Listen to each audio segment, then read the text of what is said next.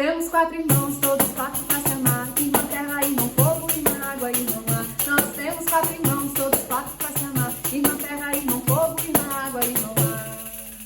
Sejam todas bem-vindas, bem-vindes e bem-vindos ao canal Sesc 24 de Maio.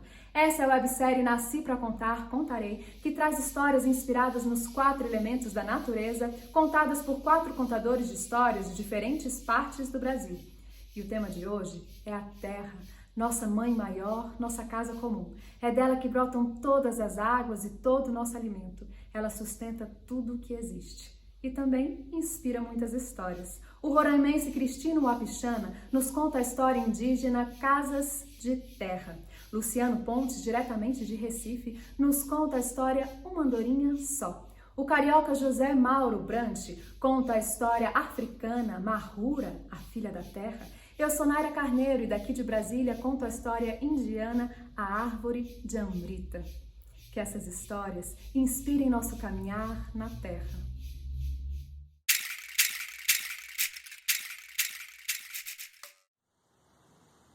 O tatu era o animal mais veloz da terra. Ele tinha ganhado sapatos mágicos de Tuminquero, o criador de todas as coisas. Então ele era o responsável de dar notícias, mas ele também era um contador de história que todos gostavam de ouvir.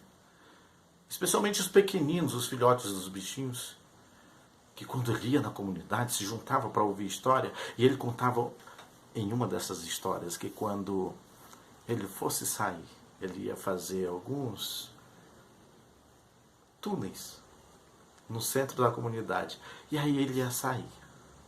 E eles podiam entrar e tentar descobrir a saída. Quem descobrisse ia ganhar sapatos mágicos, igual que Tuminqué tinha dado para ele, mas, claro, nunca ninguém ganhou. E o veado tinha umas garras desajeitadas e morava na terra, sua casa era na terra. E o jabuti resolveu fazer uma festa.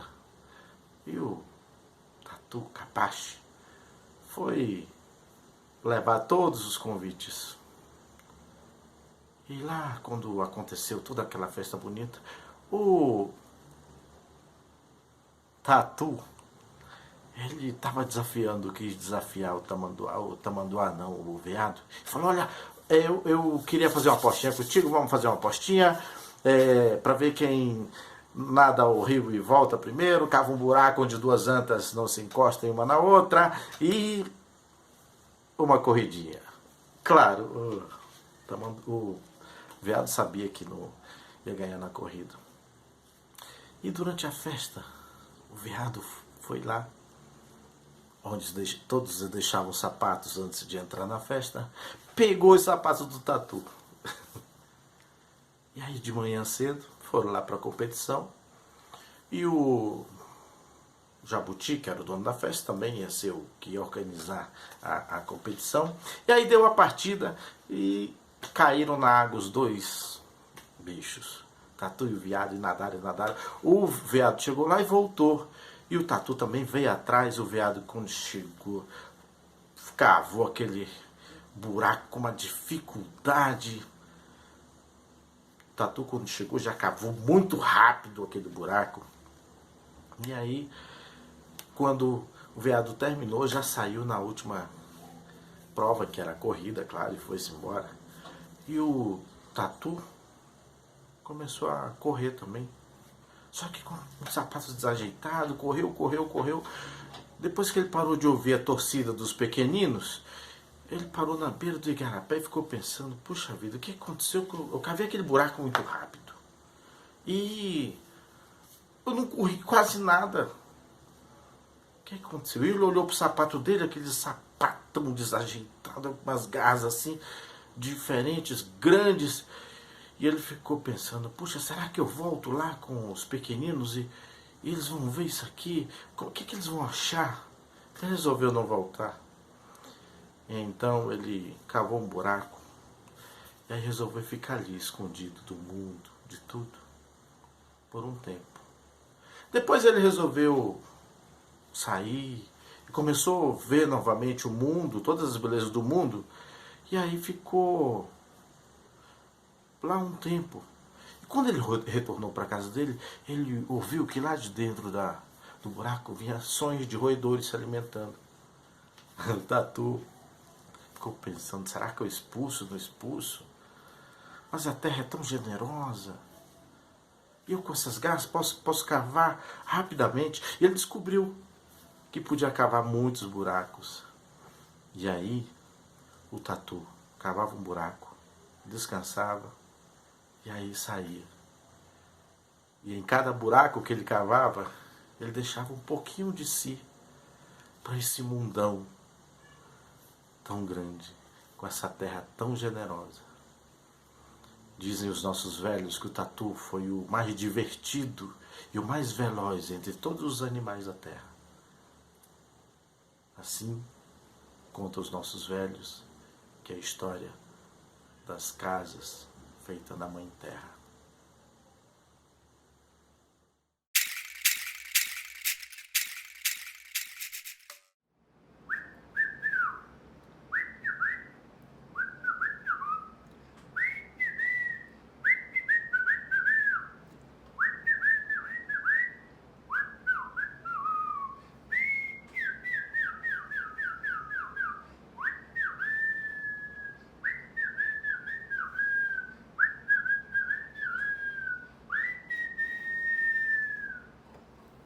De repente, não mais que de repente, na terra seca e quente, brotou um talinho verde comprido querendo tocar o céu, feito braços miudinhos querendo abraço e carinho. A chuva chorou de alegria, porque a gente não chora só de tristeza. O sol borbulhou de energia e o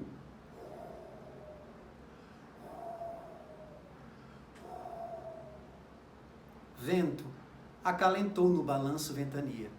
E assim ela cresceu da noite para o dia na terra seca e vazia. Não tinha medo de viver daquele jeito, pois sabia para que veio e para que servia. Com o tempo, as flores encheram os olhos de quem via. Os frutos, fartavam quem comia. Era ela que enchia a terra seca de magia. Sua fama correu solta e os bichos de outras bandas vieram conferir o fato de crescer uma árvore no meio do cerrado. E no seco dessa terra, a vida fez assim. Agora me diga, quem é que trouxe a semente que plantou esse jardim?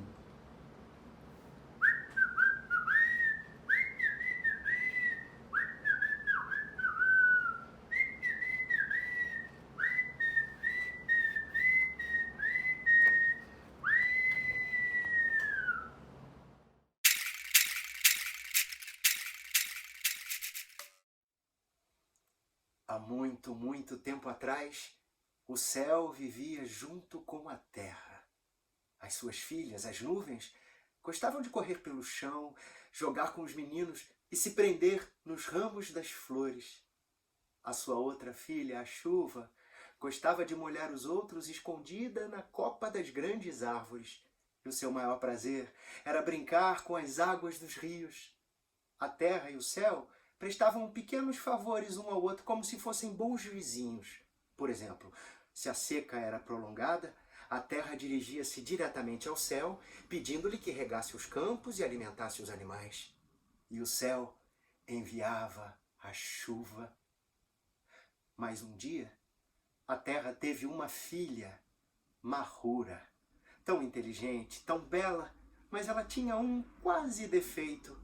Trabalhava demais. Todos os dias, na mesma hora, Mahura tirava o pilão da casa de sua mãe e punha-se a esmagar os grãos de milho e as raízes de mandioca.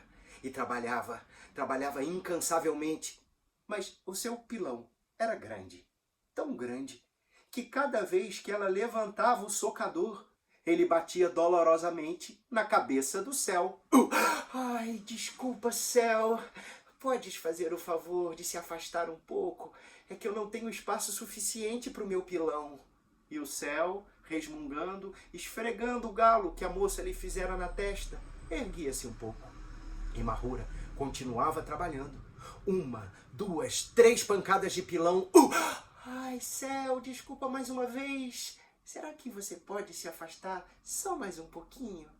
E o céu obedecia, tão furioso como encabulado. Realmente, o que ele poderia fazer contra uma moça que trabalhava com tanto entusiasmo? E Mahura continuou a trabalhar. E quanto mais ela pilava, mais o seu pilão crescia e batia no céu, que cada noite se afastava um pouco mais, levando com ele as engraçadas nuvens e a chuva, coitada, que chorava, chorava sem parar. Todos os dias a mesma coisa. O céu já estava desesperado. A sua testa já estava cheia de manchas negras feitas pelo pilão de Mahura. Mas chegou um dia em que o céu resolveu pôr fim àquilo. Ele tinha acabado de levar uma pancada que o havia aborrecido muito. Está decidido. Vou abandoná-la. Juro por quem sou que nunca mais esse pilão voltará a bater-me. E chamando as milhares de pequenas nuvens e a chuva que ainda chorava, chorava sem parar, o céu subiu, subiu, mas subiu tão alto que a terra ficou preocupada. Iria desaparecer?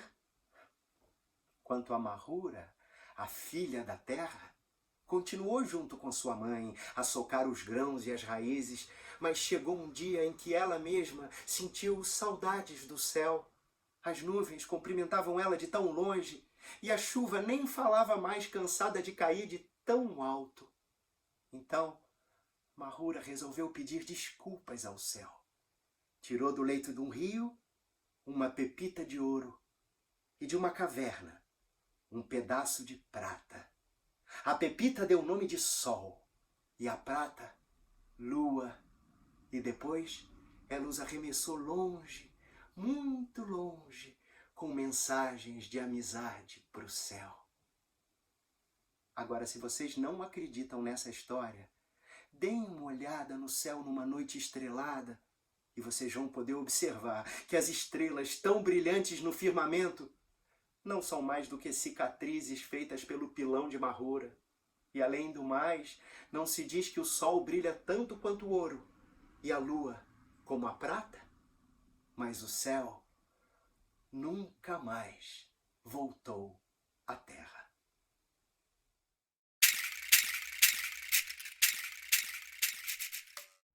Amrita era uma menina que tinha a idade de muitos de vocês. Ela morava na Índia e perto da sua aldeia havia uma floresta com grandes árvores fortes, belas e muito antigas. Em meio a essas árvores, Amrita elegeu a sua árvore predileta. Às vezes, ela subia bem alto na árvore, o vento a balançava e ela se tornava a rainha da floresta. Às vezes, ela conversava com a árvore e compartilhava seus segredos. Mas naquele dia de calor, Amrita só se recostou no tronco da árvore, fechou os olhos e suspirou de prazer. Mas de repente, algo interrompeu toda aquela tranquilidade. Amrita sentiu um calafrio percorrer a sua espinha e aturdida se pôs em pé. Através das árvores, ela avistou vários homens se aproximando com grandes machados. Cortem todas as árvores que puderem! O Marajá precisa de muita madeira! Ela ouviu o chefe dos madeireiros dizer. Amrita prendeu a respiração. Eles não podiam derrubar a floresta. E rápida como uma gazela negra, ela correu. Chegando no povoado, encontrou a sua mãe. Ama, vi na floresta homens com machados, eles vão derrubar as árvores. A mãe de Amrita se levantou tão afoita que derrubou o jarro de água, mas não parou para levantá-lo. Ela percorreu toda a aldeia, tirando as mulheres de seus afazeres. Precisamos salvar as árvores, vamos! Precisamos salvar as árvores! E formou-se uma procissão de mulheres e crianças, todas correndo rumo à floresta. Ao chegarem, encontraram os madeireiros afiando seus machados. A mãe de Amrita cumprimentou-os com cortesia e falou: Namastê! Não queremos criar problemas, mas não podemos permitir que vocês derrubem essas árvores. O chefe dos madeireiros olhou para aquele grupo minguado de mulheres e bufou com desprezo. Vocês não são donas dessas árvores. Nós temos ordens do Marajá de Jodhpur. Senhor, essas árvores são nossa vida. Suas raízes firmam o solo. Elas impedem os deslizamentos de terra nas estações das chuvas. Sem elas, nossas casas, nossos campos seriam levados pelas águas. E que importância tem seus casebres? Com essa madeira, o Marajá terá o mais belo palácio da Índia. A tia de Amrita ainda tentou argumentar. Senhor, veja como esse solo é rico. Sem as árvores, as plantas, as ervas, tudo que cresce aqui vai morrer. Essas ervas, Senhor, significam a cura de uma infinidade de doenças. Chega! Já ouvimos o suficiente. Agora saiam da minha frente e nos deixem trabalhar. Vamos! Cortem as árvores! E um homem grandalhão se aproximou de uma quediária antiquíssima e com um golpe certeiro seu machado penetrou fundo na casca da árvore. Seus golpes eram tão fortes que toda a floresta estremecia. Parem! Gritaram as mulheres, mas os homens não pararam. Eles cortaram uma árvore e outra e mais outra. Logo a floresta se transformou num cemitério de árvores. Galhos quebrados espalhavam-se pelo chão, folhas caíam como lágrimas. Um homem esbarrou em Amrita indo em direção à sua árvore especial. Desesperada, a menina passou na frente dele, bloqueando seu caminho e falou: Não vou permitir que façam mal à minha árvore. O cortador de árvores deu uma gargalhada. Ora, garota, e o que vai fazer para nos impedir? Amrita imaginou como seria ver a sua árvore morta caída no chão. Como seria nunca mais sonhar a sombra dos seus galhos, nunca mais balançar sob a sua copa. Então, num ímpeto de coragem, ela saiu correndo e abraçou a sua árvore. Se quiser cortar a árvore, vai ter que me cortar primeiro. O homem levantou sua lâmina afiada. Força nesse machado! Gritou o chefe. Amrita fechou os olhos, cerrou os dentes e agarrou com mais força sua velha amiga. Nesse momento, ela sentiu toda a força da árvore percorrendo todo o seu corpo e soube com uma certeza profunda e intensa que estava agindo corretamente. Força nesse machado! Gritou o chefe mais uma vez. Mas o madeireiro ficou atordoado. Olhou para aquela menina magra como uma muda de árvore e deixou seu machado cair no chão. Quando Amrita abriu os olhos, viu ao seu redor todas as mulheres e crianças abraçando-se às árvores. Algumas tinham troncos tão largos que, para abraçá-los, mulheres de várias gerações se davam as mãos. Os madeireiros, sem saber o que fazer, pegaram seus machados e saíram em silêncio. No dia seguinte, as mulheres estavam todas agoniadas. Será que os madeireiros vão voltar? Será que o Marajá vai mandar punir as pessoas que ousaram desafiar as suas ordens? E naquela tarde, o Marajá, em pessoa, chegou. As mulheres deram-se as mãos e puxaram os filhos para si. A mãe de Amrita mordeu os lábios, sua tia engoliu em seco. Mas Amrita levantou-se para cumprimentar o Marajá com toda a dignidade de uma rainha da floresta. E, para sua surpresa, o Marajá não trazia um machado, e sim uma placa de cobre com um decreto real que proibia a derrubada de qualquer árvore daquela floresta. O Marajá agradeceu a coragem e a sabedoria da pequena Amrita. À noite houve festa e celebração. E até hoje, centenas de anos depois, canções sobre o povo que abraçou as árvores ecoam por todas as aldeias da Índia. A coragem de Amrita inspirou pessoas a se manterem unidas para proteger as florestas. Milhares de árvores foram salvas e mais de 1 milhão foram plantadas. E numa floresta sagrada ainda está a árvore de Amrita.